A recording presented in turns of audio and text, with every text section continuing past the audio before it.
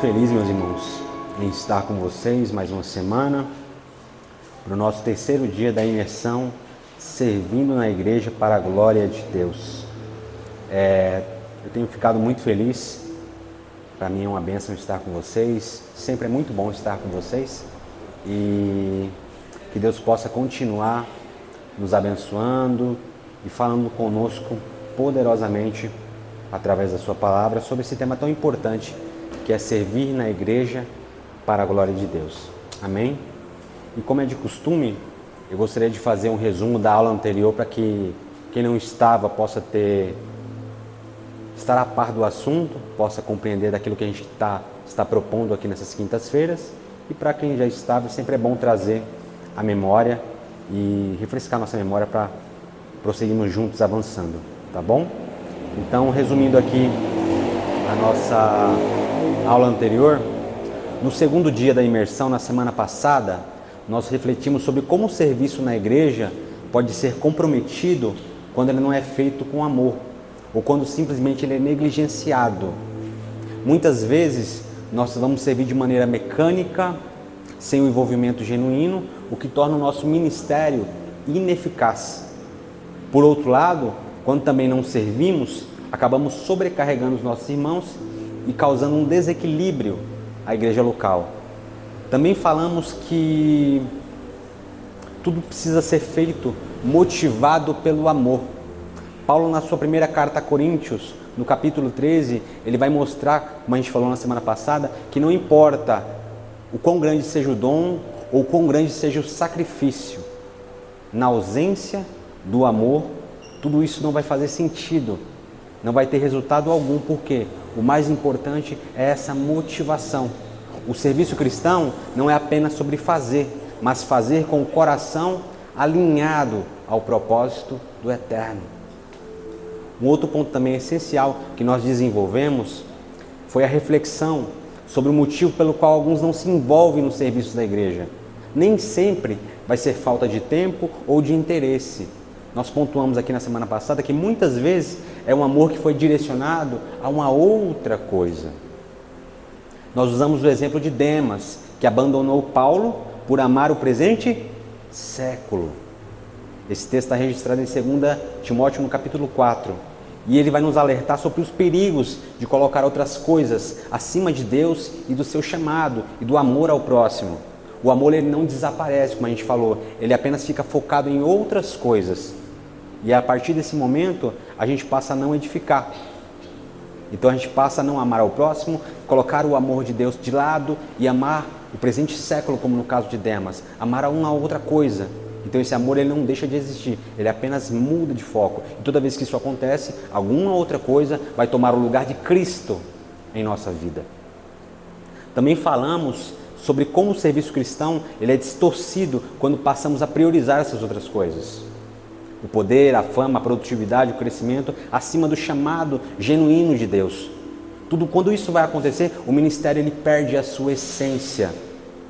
Ele vai se tornar um fardo pesado, tanto para quem lidera, quanto para quem está servindo, um voluntário. Então, como eu falei, o sacrifício, o fardo que Jesus promete, é um fardo leve. Não permita que alguém o torne pesado, por negligenciar a liderança ou exercer ministério de qualquer jeito. Não podemos distorcer ou deixar pesado o fardo que Jesus nos entregou, que era leve. Pontuamos também que o servir é voluntário, mas existe responsabilidade para com a nossa igreja local. Lembra que a gente falou aqui? Eu sou um voluntário da igreja, mas de Cristo eu sou um servo. Além disso, também nós destacamos a importância do equilíbrio, tanto para voluntários quanto para a liderança. Falamos que os líderes todos eles precisam aprender a administrar bem o seu tempo para levar tudo com equilíbrio, as suas prioridades. Muitos se sobrecarregam porque dizem sim para tudo. Lembra que a gente pontuou isso? Muita gente está sobrecarregada porque não sabe dizer não para nada, de si para tudo, ao ponto de ter que uma hora largar tudo porque não está aguentando, porque está sobrecarregada. Outros, no entanto, reclamam da falta de voluntários, mas também não estão dispostos a pegar uma responsabilidade para si. Então existem os dois extremos aqui nesse exemplo. A liderança, por sua vez, sempre precisa se lembrar que as ovelhas pertencem a Cristo, nunca são delas, e por isso não deve agir com opressão, impondo responsabilidade sobre alguém. O serviço é gracioso, é feito com amor, assim como a sua liderança. Não é feito de maneira opressiva. João vai nos alertar na sua terceira carta sobre Diótrefes, alguém que queria exercer primazia sobre os demais e por isso causava danos à igreja do Senhor, causava divisões à igreja de Jesus. No final, nós chegamos à conclusão, uma conclusão essencial. Servir na igreja é um reflexo do nosso amor pelo próprio Deus e pelo próximo. Se o serviço está se tornando pesado, precisamos reavaliar as nossas motivações, a fim de corrigir, a fim de voltar atrás e colocar as coisas em perspectiva, em ordem. Para os voluntários, o desafio é servir com alegria, mas com responsabilidade. Para a liderança, é conduzir essa missão, essa liderança com graça e com humildade. E para a igreja, o desafio é criar um ambiente onde todos possam servir para a glória de Deus. Então foi isso que nós pontuamos na semana passada. Jesus declara que no Evangelho de Mateus que o seu jugo é suave e o seu fardo é leve. O serviço cristão não pode ser pesado, não deve ser pesado, mas ele é uma expressão da liberdade e da alegria que nós encontramos em Cristo. Que possamos refletir sobre tudo isso e buscar um serviço verdadeiramente que glorifique a Deus e edifique sua igreja. Então foi isso que a gente pontuou na semana passada. Então se a gente faz um retrocesso desde lá da primeira aula da semana retrasada e começa a pontuar aqui, a gente falou sobre a importância do servir. Nós pontuamos também por que isso é feito através de uma igreja local. A gente deixou bem claro que o serviço cristão não é apenas para pastores e líderes, mas que todos são chamados, todos recebem dons do Espírito Santo para edificar, para contribuir na edificação da igreja. Destacamos de forma bem incisiva que o serviço a Deus, que o serviço cristão não é um meio de obter salvação, mas é uma resposta natural. Lembra? Eu não sou salvo pelas boas obras, mas para boas obras. A gente discutiu os benefícios espirituais e sociais de desenvolver o serviço cristão, assim como a sua principal motivação, que deve ser sempre o amor a Deus e ao próximo. Quando servirmos com essa motivação, lembra que eu falei? Refletimos Cristo, edificamos a igreja e glorificamos a Deus. Falamos também sobre o que acontece quando a gente serve sem esse amor, ou na ausência do amor, quando a gente negligencia o serviço. Entendemos que na verdade não falta amor, mas que a gente coloca alguma coisa no lugar disso, e a gente passa a colocar isso no lugar de Deus, no lugar do próximo. Abordamos a questão do equilíbrio, que evita sobrecarga, mas também em relação ao voluntariado e responsabilidade. Então tudo isso a gente tem pontuado, o que vai nos impedir de dizer sim para tudo, mas também vai nos ensinar a levar as coisas com graça, com responsabilidade à nossa igreja local. E a gente concluiu estabelecendo que os limites, todos os limites entre liderança e voluntário, encorajando a todos a desenvolver um serviço a Deus, desenvolver o seu papel servindo com propósito, mas com equilíbrio. Isso foi a base do que nós pontuamos até aqui, nas duas aulas anteriores. Aqui eu fiz só um resumo, mas tudo isso foi discutido. No entanto, hoje, eu gostaria de pontuar aqui, de estabelecer o que está acima disso, o que vem antes disso, tudo que a gente já tem tratado. Hoje eu gostaria de apresentar o que deve vir antes de tudo isso, a base da nossa vida cristã, de onde isso que a gente falou, e todas as demais coisas vão proceder. Então hoje eu gostaria de falar da base da vida cristã, de onde tudo isso que eu já pontuei e todas as demais coisas sobre a vida cristã devem proceder. Até aqui eu finalizei todos os meus argumentos falando sobre glorificar a Deus, pois tudo deve ser feito para a glória dele. Se você voltar, se você olhar as aulas que foram lá gravadas, você vai ver que tudo que eu falei, eu finalizei. Tudo é para a glória de Deus. Então tudo que eu falei foi pontuado em cima disso. Mas hoje a gente vai voltar, vai para a base disso daqui. Porque essa base de glorificar a Deus, pode colocar o primeiro slide, se encontra em 1 Coríntios 10, 31. Olha o que está escrito aqui comigo. Portanto, se vocês comem ou bebem ou fazem qualquer outra coisa, façam tudo para a glória de Deus. Isso é a base. Pode colocar o próximo. Olha que interessante. Jonathan Edwards dizia assim, a glória de Deus é a razão última de todas as coisas. Pode colocar o próximo. Essa é a primeira questão do Catecismo de Westminster, que vai perguntar qual é o fim principal do homem. E ele responde, o fim principal do homem é glorificar a Deus e gozá-lo para sempre. Essa é a finalidade do ser humano. Para que o ser humano foi criado? Glorificar a Deus e gozá-lo, se alegrar nele eternamente. Pode colocar o próximo. É interessante também que ele é um dos solas da reforma. É o soli deu glória.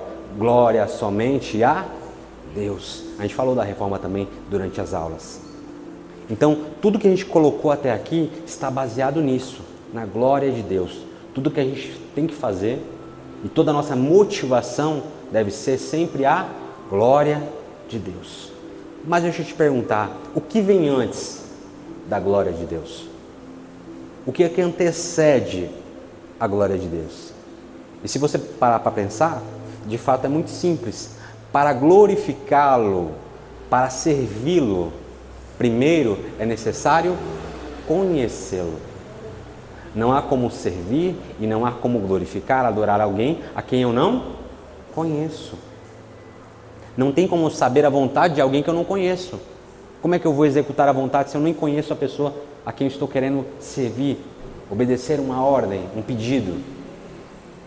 Então, a base da nossa vida cristã é conhecer a Deus, saber a sua vontade. Tudo nos é revelado através da Escritura.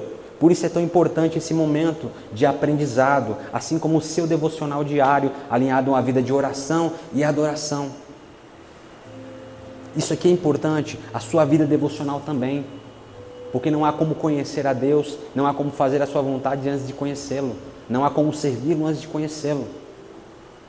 E agora a gente vai colocar aqui, a gente vai falar sobre a vida eterna,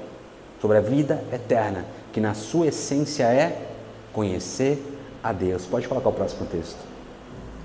Olha o que diz aqui, João 17, 3. Palavras de Jesus. E a vida eterna é esta, que conheçam a Ti, o único Deus verdadeiro, e a Jesus Cristo, a quem enviaste. O que é vida eterna? Jesus fala que conheçam a Ti. Vida eterna é conhecer a Deus. E Rony, por que a vida é eterna? Porque uma só não bastaria para conhecê-lo. Precisa ser eterna porque Ele é maravilhoso, Ele é grande, Ele é eterno. Por isso a vida também é eterna. Então, vida eterna é conhecer a Deus. Na teologia, a vida eterna é mais do que uma experiência de vida sem fim. Como muitas vezes a gente imagina, a gente pensa a vida eterna como uma vida que não tem fim. Só que é muito mais do que isso. Ela é uma comunhão plena e perfeita com Deus, fundamentada na obra redentora de Cristo. Então, vida eterna é comunhão plena, perfeita, intrínseca com Deus, baseado na obra redentora de Cristo. Essa vida começa já no presente. Toda vez que um crente se entrega a Jesus, essa vida se inicia e ela se consumará na glória celestial.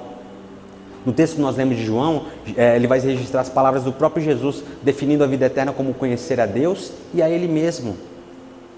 Esse conhecimento ele não é meramente intelectual, mas é um relacionamento íntimo e transformador com o próprio Deus. Isso é vida eterna. Essa vida está fundamentada na graça.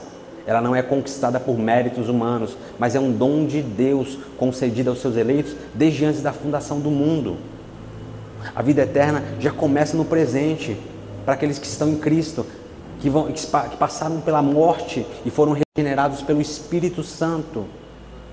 No entanto, a sua plenitude só vai ser experimentada na glorificação, quando os crentes vão ressuscitar e habitarão com Deus para sempre, conforme registrado em Apocalipse capítulo 21. Por fim, a vida eterna não é meramente espiritual apenas, mas é também a ressurreição do corpo e a restauração da criação. Lá na glorificação, eu vou ter um corpo glorificado e todas as coisas vão ser restauradas. Por fim, a vida eterna vai se dar nisso. Os crentes vão desfrutar de um estado eterno de perfeita justiça, paz e alegria na presença do próprio Deus. Isso é vida eterna, estar com Ele plenamente e para sempre. Assim, a vida eterna é uma dádiva soberana de Deus, realizada por meio de Cristo e garantida a nós pelo Espírito Santo. Ela começa nessa vida, mas será plenamente desfrutada na eternidade, quando Deus restaurar todas as coisas. Isso é vida eterna. E o conhecer a Deus deve ser o centro da nossa vida cristã.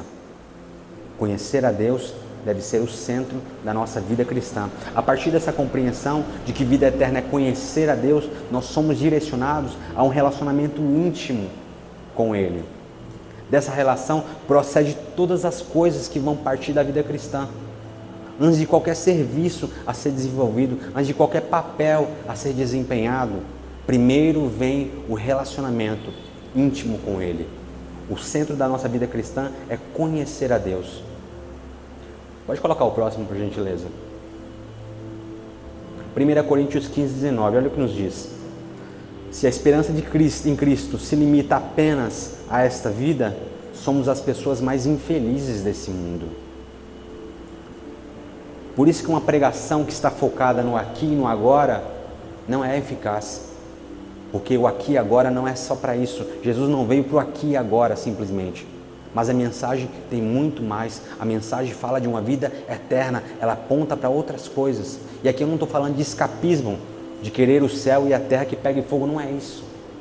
Temos as nossas responsabilidades para cá. Mas a mensagem não é só para isso. Não é só para, não, Jesus quer que eu compre um carro novo e acabou. Não é isso, gente. É muito além disso. É muito além da nossa vida material. O Evangelho promete coisas que a vida material não pode entregar. O Evangelho é um bem precioso, que deixa a nossa vida plena, que mesmo em meio às maiores tempestades da vida, a gente pode achar alegria. Lembra aquele texto que a gente interpreta errado? Posso todas as coisas naquele que me fortalece? Aquele texto, Paulo vai falar assim, posso passar fome, posso ter fartura. Hoje tenho pouco, amanhã eu tenho muito, mas eu descobri o segredo da alegria, eu descobri o segredo da felicidade. Posso todas as coisas naquele que me fortalece. Esse é o sentido do texto. Assim, a nossa preocupação máxima deve ser o nosso relacionamento com Ele, pois disso vai vir o desejo de servir, porque eu vou passar a amar a quem Ele ama e fazer a vontade que Ele deseja que eu faça. É disso que vai partir a nossa motivação. Na verdade, o nosso relacionamento com Deus é quem sustenta tudo. Se o perdermos, nós vamos agir exatamente da forma negativa que foi pontuado nas aulas anteriores. Ao perder o nosso relacionamento com Deus, a gente perde tudo e passa a agir exatamente da forma que a gente pontuou nas aulas anteriores, com os exemplos ruins que nós demos. Pessoas que vão servir sem essa base, tanto na mente quanto no coração, elas inevitavelmente vão cair em excessos. Pessoas que perdem a centralidade do relacionamento com Deus, eles inevitavelmente vão cair em excessos, vão cair em desvios. Por quê? Porque eles perderam a base do que sustenta o seu serviço, o seu caminhar para Cristo. Quando eu perco a motivação, eu perco a centralidade, eu perco tudo isso daqui, não me sobra nada. E é o que vai me sobrar? Um serviço vazio, mecânico, as motivações mudaram, agora eu perverto o serviço cristão, tudo aquilo que a gente já pontuou lá atrás.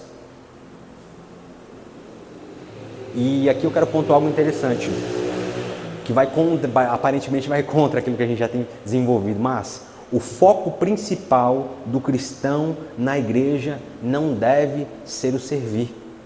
Como assim, Rony? Vai despregar tudo que pregou? Vai contra aquilo que já estabeleceu? Não. Quando o serviço se torna o centro da vida cristã, corremos o risco de esquecer de conhecer ao Senhor. Entende?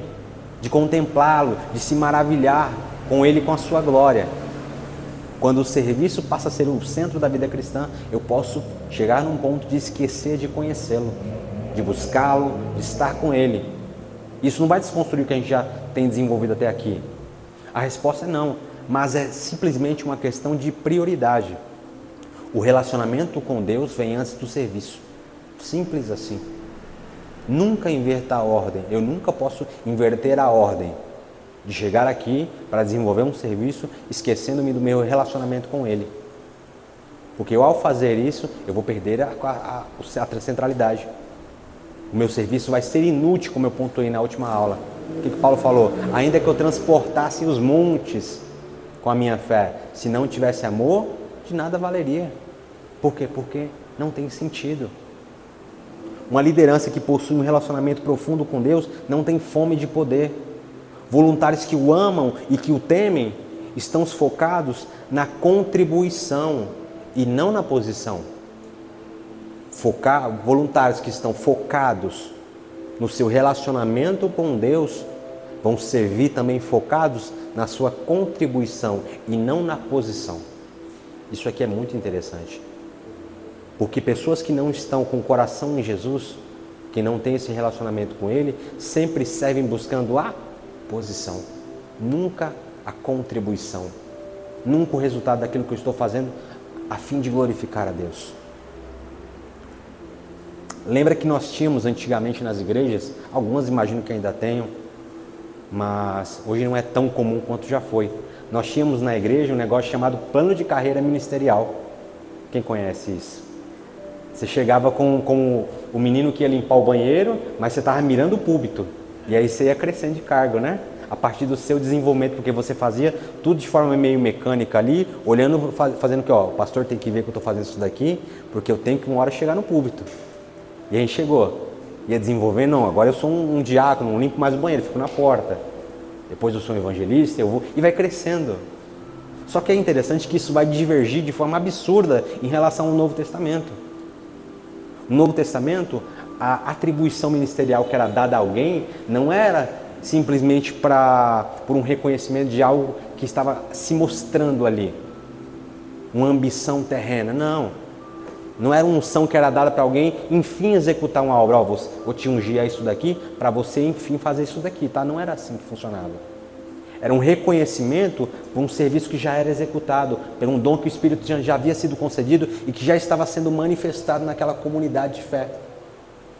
Então alguém já estava servindo como um evangelista, por exemplo, e a comunidade o reconhecia como assim, como um evangelista. Não era falar assim, ó, você agora vai ser um evangelista e vai procurar como é que se faz ser um evangelista. Não funcionava assim. Eu não ungia alguém para poder exercer alguma coisa. A comunidade o reconhecia, o dom que o Espírito Santo já havia dado e que já estava se manifestando naquela comunidade. O que diverge do nosso plano de carreira ministerial, focado apenas em posições. E aí você pega, o que você faz com isso? Você coloca o fulano e aí você cria separações na igreja. Vai separando as pessoas e você vai criando classes diferentes de pessoas dentro de uma comunidade. E aqui nós temos pessoas especiais. E essas pessoas não fazem qualquer serviço. E aí você bagunça tudo.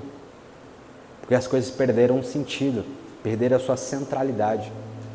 Quando o ministério ele é entregue a fim de desenvolver serviço, o que Jesus fala? Você quer ser o maior? No meu reino o maior é quem? Serve. Olha que interessante. E o que nós temos hoje, de maneira muito mais aberta, é algo maravilhoso. As pessoas têm possibilidade de servir em vários lugares, sem necessariamente precisar de uma unção específica para aquilo.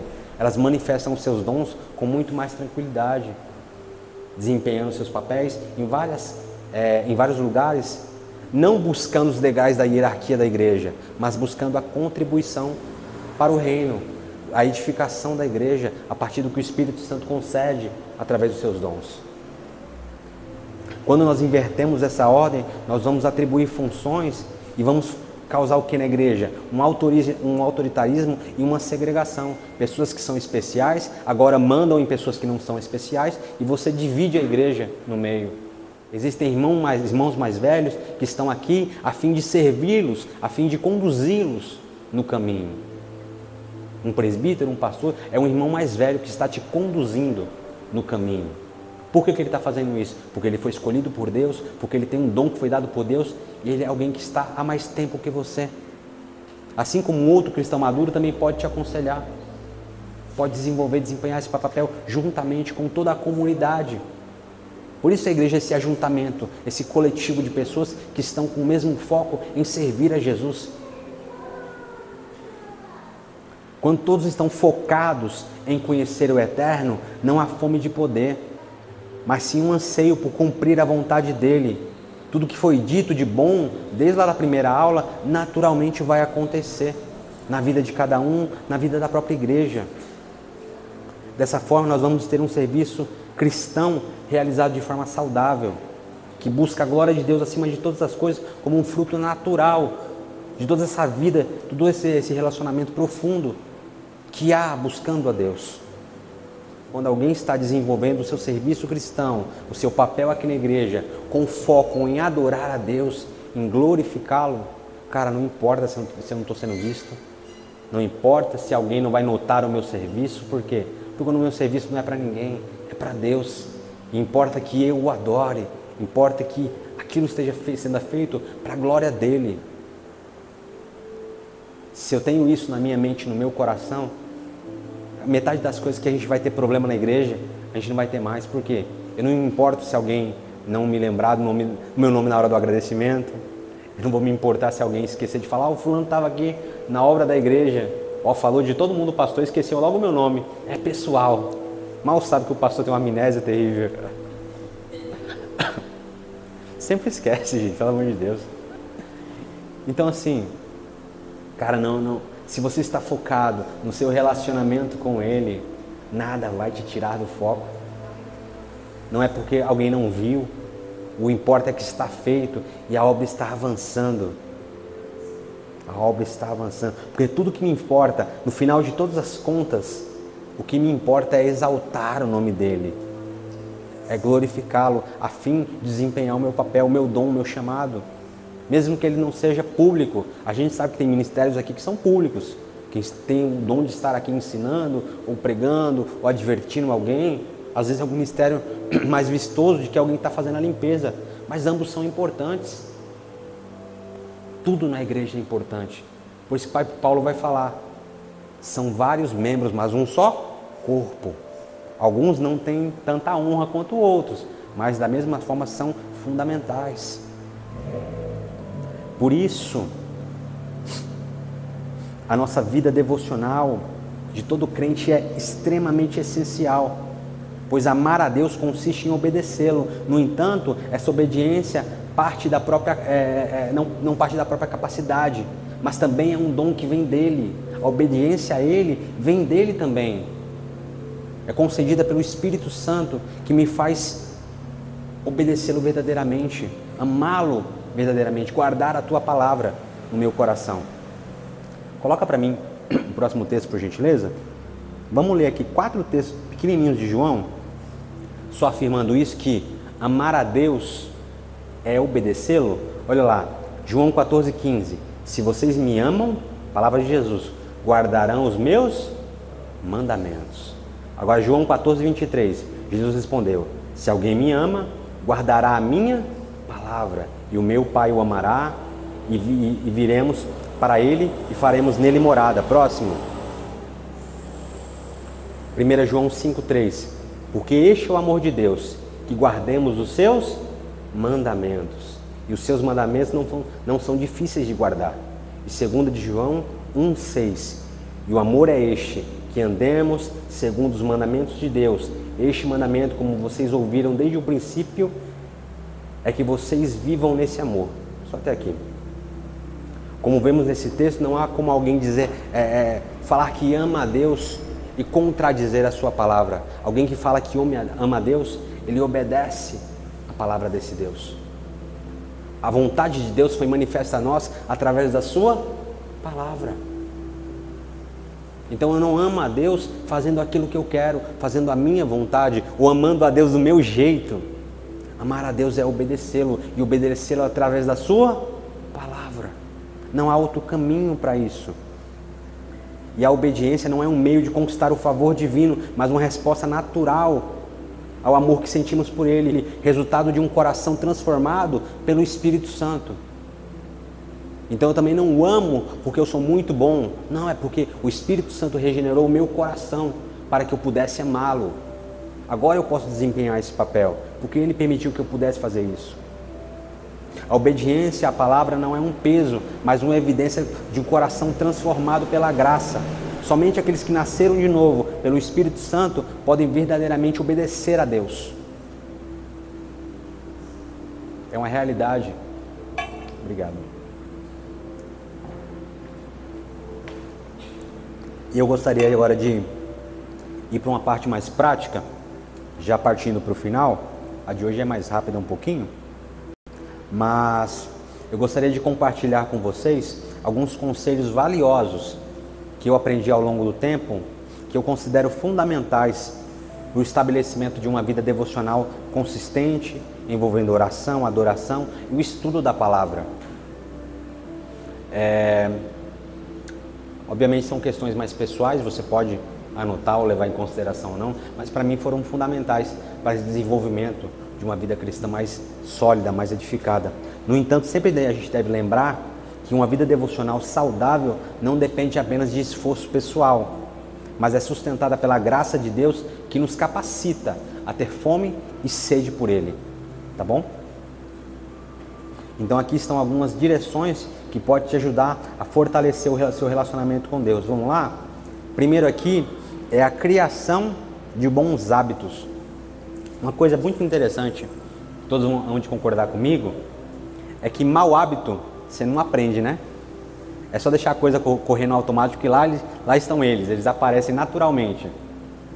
Quem aqui teve que se esforçar para ficar viciado em rede social? Ninguém, né? Nossa, eu tenho que me esforçar para comer esse hambúrguer, essa batata frita, essa pizza. É um sacrifício comer isso aqui. Não é, né? Maus hábitos, eles aparecem naturalmente. É só deixar correr no automático. As coisas ruins vêm. Entende? Então, criar bons hábitos, meus irmãos, dá trabalho. Bons hábitos são difíceis de ser desenvolvidos, mas são fundamentais para uma vida sólida e equilibrada diante de Deus. Então, necessita de quê? De clareza, de consciência, de intencionalidade, de você pegar e falar assim, cara, eu preciso ter consciência. Esse ano eu falei que eu quero ler mais a Bíblia, como é que eu vou fazer isso? E aí eu pego e começo a traçar um plano. Eu não vou acordar todo dia e quando eu lembrar eu vou ler a Bíblia, não. Eu tenho que ter uma estratégia. Você definir um horário, você estabelecer uma rotina, um local específico de oração. Não, eu vou orar aqui nesse horário e organizei esse cantinho da casa para isso. É uma organização, é clareza. Eu falei que eu ia passar menos tempo na rede social. Como é que eu faço isso? Quando eu estiver dentro da rede social lá, já viajando, não. Eu entrei aqui, eu já sei que eu tenho que sair tal horário. Ou na televisão, a mesma coisa. Então, criar bons hábitos dá trabalho. Eu falei semana passada do exercício físico. Cara, dá trabalho, você não acorda com vontade de treinar, de ir para uma academia, de ler um livro. Você pensa comigo hoje, a questão da leitura. Para a gente é essencial. Nós somos cristãos. Deus escolheu se revelar a nós através da sua palavra. Só que a gente foi agora acostumado com telas, com cores, com bastante interatividade. Aí você pega um livro que o papel é branco, a letra é preta, cheia de palavra. Como é que você vai querer comparar um celular com a Bíblia? Não por causa da aparência, obviamente é o conteúdo, mas o seu cérebro está acostumado com outra coisa. E aí no começo ele acha aquilo ali extremamente chato. Por quê? Porque não tem aquele monte de interação que você está acostumado, aquela dose de dopamina que você está recebendo costumeiramente. E aí você tem que fazer um exercício de retrocesso, de voltar, desacostumar o teu cérebro para aquilo. Segundo ponto, olha lá que interessante. Estabeleça, depois cresça. O que isso quer dizer? Estabelece a rotina, o hábito, o costume. Depois você avança. Não vai chegar amanhã, vou ler a Bíblia toda em um mês. Você nunca leu a Bíblia. Meu irmão, só se você for um alien. Mas é muito difícil. A maioria dos que eu conheço parou no segundo dia. Porque é um negócio que não tinha costume. Vou estudar teologia, amanhã me matriculo na escola. Não organizou nem o horário do trabalho. Aí vai bater no horário do trabalho, não vai dar para chegar no primeiro dia de aula. Então assim, estabelece o vínculo, a rotina, o hábito, depois se avança. Vou começar lendo um capítulo da Bíblia por dia. Mas é pouquinho, mas para quem não lia nada já é muito bom. E aí em um ano você vai ter lido a Bíblia toda. E aí só que esse um capítulo por dia, em um mês não vai ser só mais um. Vão ser 2, 3, 4, 5, você vai avançando, você vai avançando. Quando você pensar que não, você já está lendo livros inteiros. Você já conectou os pontos, você não fica mais perdido na pregação. Você sabe quem é o Moisés, você sabe quem é o Elias, o Eliseu, você sabe que um está no Novo, outro está no Antigo Testamento. Você faz as conexões tudo, você tem uma timeline, um mapa bíblico na tua cabeça. Porque você já leu, e agora não importa se você começa a ler do Novo, do Velho, você já conhece o texto bíblico.